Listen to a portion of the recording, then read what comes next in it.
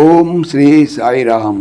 శ్రీమద్భగవద్గీత 5వ అధ్యాయంలోని 19వ శ్లోకం గురించి ఈరోజున తెలుసుకోబోతున్నాం. సాయిరామ్. భగవానుడు గత శ్లోకములో విద్య వినయము గల బ్రాహ్మణుని యందు, ఆవు యందు, ఏనుగునందు, కుక్క యందు, కుక్క మాంసము తిను చండాలు యందు సమభావము కలవాడే పండితుడు జ్ఞాని అని చెప్పి తెలియజేశారు. ఈ శ్లోకంలో అట్టి సమస్థితి యొక్క మహిమను వచించున్నారు. ఇహ ఏవ తైర్జితః సర్గో యేషాం సామ్యే స్థితం మనః నిర్దోషం హి సమం బ్రహ్మ తస్మాత్ బ్రహ్మణి తే స్థితాః.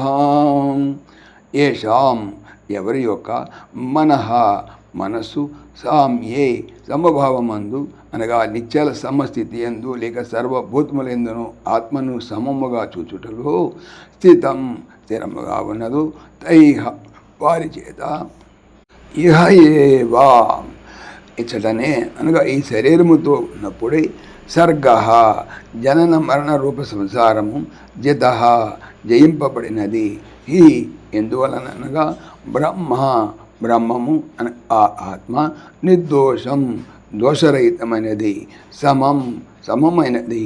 తస్మాత్ కాబట్టి తే వారు బ్రహ్మమునందు స్థితాః ఉన్నవారగుదురు.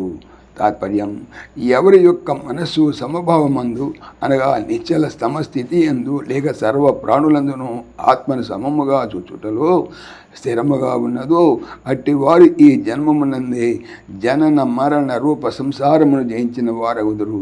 ఎలానైనా బ్రహ్మము దోషరహితమైనది, సమమైనది కావున వారు అనగా సమత్వమందు స్థితి గలవారు బ్రహ్మమునందున వారే అవుదురు.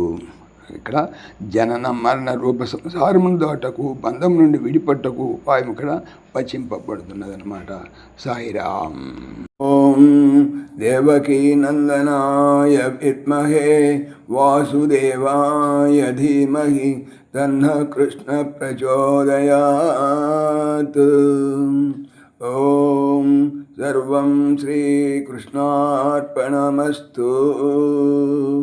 జై శ్రీకృష్ణ. జై జై శ్రీకృష్ణ. ఆత్మీయులకు మనవి, ఈ ఛానల్తో పాటుగా భగవానుడు అనంత మహిమల శ్రీ సత్యసాయి అనేటువంటి మరొక ఛానల్ను నా చేత చేయిస్తున్నారు.